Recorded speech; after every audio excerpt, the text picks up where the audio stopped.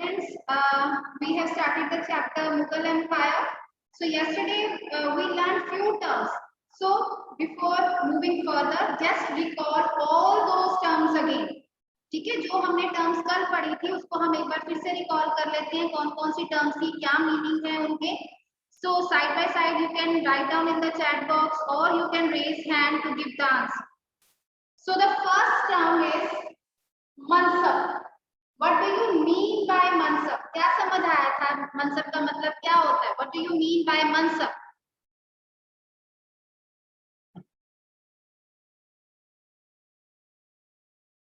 Yes, Manveer.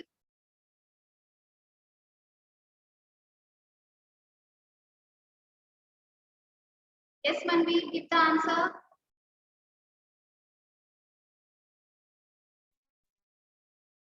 Yes, give the answer, Manveer.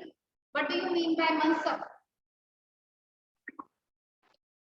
Ma'am, mansab means a rank in a job. Okay, mansab means position, position or rank. Okay, very good. Now, who is going to tell me the meaning of mansabdar? Mansabdar. Ranjita. Yes, ma'am. Mansabdar. What do you mean by mansabdar? Ma'am, mansabdar is a individual person which holds the mansab. Very good. The individual that holds the mansab, that holds the position, that person was known as mansabdar. मतलब individual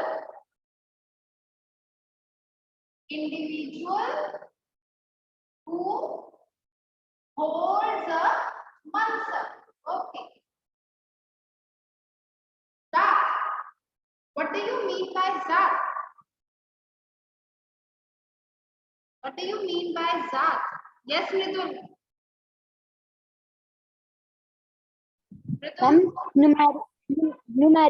Numerical value used in ranks and salaries. Very good. Zat. Numerical value.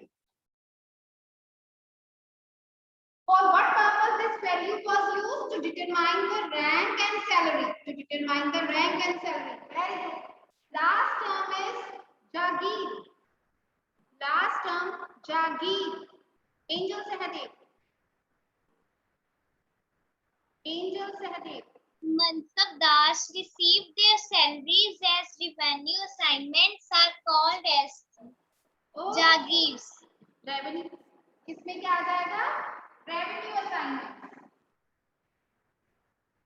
Revenue assignments that were given to the mansabdars as their salaries. उनको salaries देने के लिए उनको एक area दे दिया जाता था so that from where they could get the salary. जब तक अकबर की रेन थी, जो ये जागीर थी, जो ये मनसबदारी सिस्टम था, बहुत अच्छे से चला.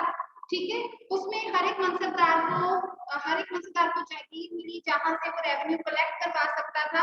He himself was not collected the revenue because he had to serve the other part. तो उसके बिहाफ पे जो उसके जो सर्वेंट्स थे, they used to collect the revenue. ठीक है, तो जो अकबर की रेन थी, तो वहां उस टाइम पे जो जागीर थी, that were carefully assessed. बहुत अच्छे से उसकी असेसमेंट हुई थी. But when we talk about the time of Aurangzeb, there was increase in number of mansabdar. mansabdar बढ़ गए, जागीर उतनी की उतनी रह गई. So everyone was waiting for their turn to had a hold on that jagir. So they tried to get maximum of the revenue. तो वो क्या करते थे मनसबदार, जब उनकी टर्न आती थी तो वो मैक्सिमम से मैक्सिमम टैक्स लगाते थे. It means during the rain of Aurangzeb peasantry suffered a lot. जो farmers थे, they suffered a lot because they had to pay taxes, revenue in a large amount. एक मनसबदार आया, उसने अपना टैक्स लगा दिया. ठीक है, फिर जब दूसरे मनसबदार को वो जागीर मिली तो उसको भी तो टैक्स चाहिए, उसने भी अपनी सैलरी लेनी है, तो उसने और ज्यादा टैक्स लगा दिया फार्मर्स पे. So that's why during the reign of Akbar, these jagirs were carefully assessed. But when we talk about the Aurangzeb, because of the increase in the number of mansabdars, the peasantry suffered a lot. they waited for their turn. ठीक है, तो उन्होंने ज्यादा से ज्यादा tax लेना शुरू कर दिया. Now our next topic is Zabt and Zamindar. Zabt and Zamindar. Okay. So now we are going to move further. Zabt and Zamindar.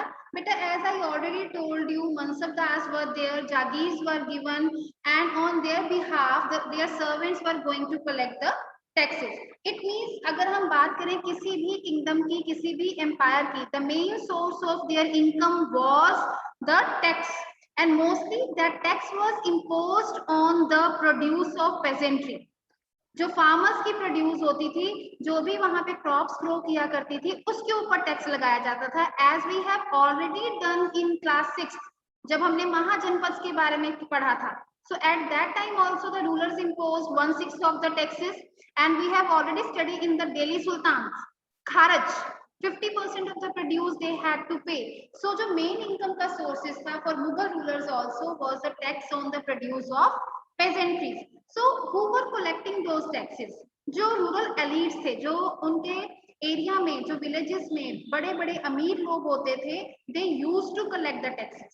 Village headman हो गया, लोकल चेफ्टियन, चेफ्टियंस होते हैं tribal chiefs, they used to collect the taxes.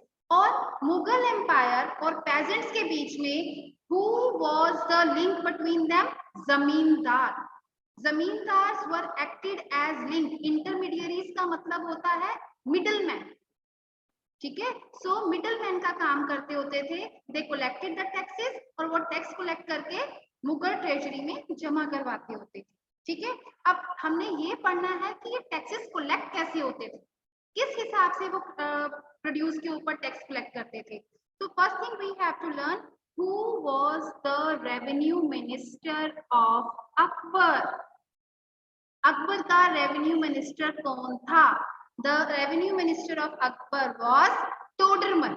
जैसे अब हम बात करते हैं ना, finance minister of India, education minister of India, ठीक है, उसी तरह अकबर के भी जो किंग होते थे, रूलर्स होते थे, उनकी हेल्प करने के लिए they also appointed the ministers. And who was the revenue minister of Akbar? Todarmal. तो टोडरमल ने इस चीज का एक सोल्यूशन दिया.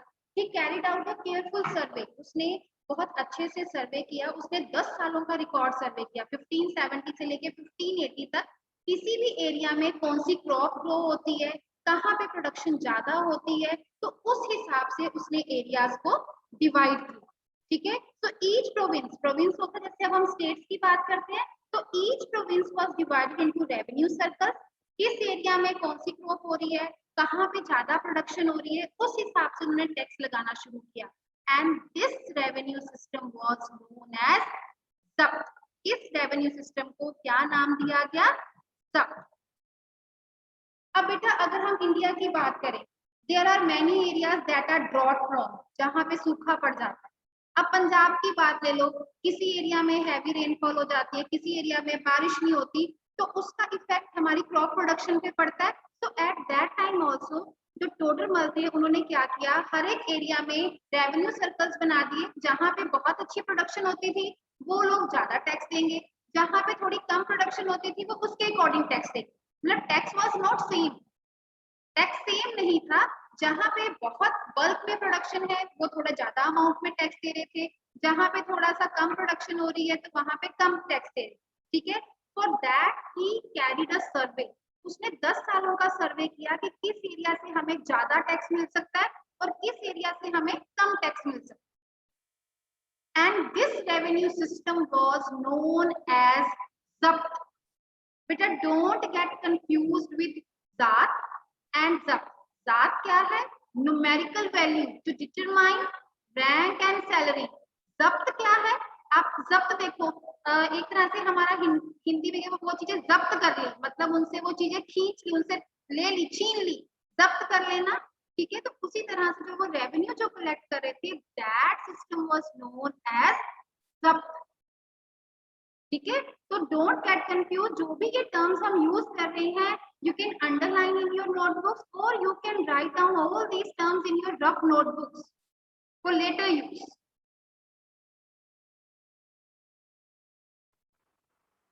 So where this system of revenue was followed, ये जो सिस्टम था रेवेन्यू कलेक्शन का जो सिस्टम था जब्त, ये कहाँ पे फॉलो किया गया? This system was followed in the areas where Mughal administrators could survey, जहाँ पे जो मुगल एडमिनिस्ट्रेटर्स थे, मुगल ऑफिसर्स थे, जिन्होंने जहाँ पे सर्वे किया वहीं पे इस सिस्टम को फॉलो किया।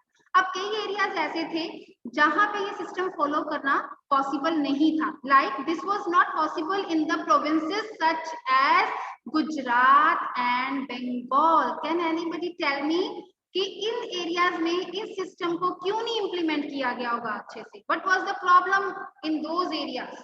गुजरात और बंगाल में क्या प्रॉब्लम आई होगी? Why they were not able to make this? Yes Manya. Ma'am वहाँ क्रॉप यील्ड कम होती थी। ओके, आपने बताया क्रॉप यील्ड। ओके, आप जरा इसको ना इंडिया के मैप पे लोकेट करके भी देखो, अपने दिमाग में उस चीज को एज्यूम करो, गुजरात कहाँ पे है, बंगाल कहाँ पे है, और जो मुगल एम्पायर जो सेंटर था जहाँ पे उनकी कैपिटल वगैरह दिल्ली वाला एरिया है वहां पे उनका रूल था। Just try to relate it with that also. Yes Sahajveer. Ma'am that was coastal area. Coastal areas, okay. और एक और, these places were very far away। अगर हम देखें जो उनके इंटीरियर एरियाज थे, दिल्ली का एरिया हो गया, साथ में यूपी भी, मतलब वो वाला एरिया कंट्रोल करना उनके लिए इजी था, है ना? तो ये गुजरात और जो बंगाल वाले एरियाज थे ये उनके लिए थोड़ा दूर पड़ जाते थे। That's why they were not able to follow this system over there. अगर एडमिनिस्ट्रेटर्स वहां पे जाके सर्वे भी करके आते होंगे, बट जो जमींदार हैं सो दे वर नॉट फॉलोइंग दैट। ठीक है, तो this type of problem they face. ये सिस्टम वहीं पे फॉलो हुआ जहां पे मुगल एडमिनिस्ट्रेटर्स ने जाके सर्वे किया, पर जो एरियाज उनकी पहुंच से दूर थे, ठीक है, वहां पे ये चीजें इंप्लीमेंट करना इम्पॉसिबल रहा। Okay, now the next is, जो ये जमींदार थे, they also created problem for the Mughal empire. जैसे हमने लास्ट चैप्टर्स में भी पढ़ा है, whenever these people gained power, whenever these people had money, so they started rebel against the rulers।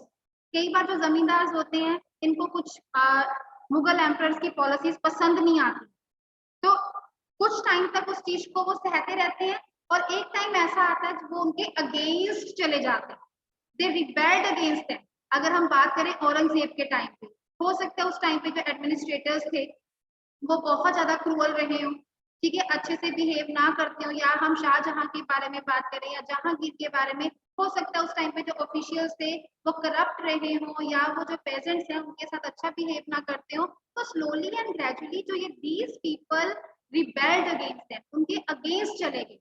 And sometimes the peasants and zamindars of same caste, अगर same caste के peasants हैं, same caste के जमींदार हैं, वो आपस में मिल जाते थे, and they also rebelled against the Mughal authority whenever they were not satisfied their working। जब उनको लगता है कि मुगल एम्परर्स हमसे अननेसेसरी काम करवा रहे हैं या हमारे साथ कुछ गलत हो रहा है, तो they try to rebel against, तो उनके अगेंस्ट भी चले जाते whenever they gain the power, ठीक है, या उनको लगता है कि when things were not good, not in their hand, then they went against the Mughal authority।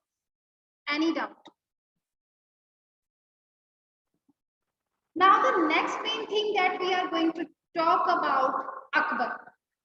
Akbar की एडमिनिस्ट्रेशन, अकबर की रिलीजियस पॉलिसी, क्योंकि जो अकबर की पॉलिसीज थी somewhere how were followed by Shahjahan as well as Jahangir.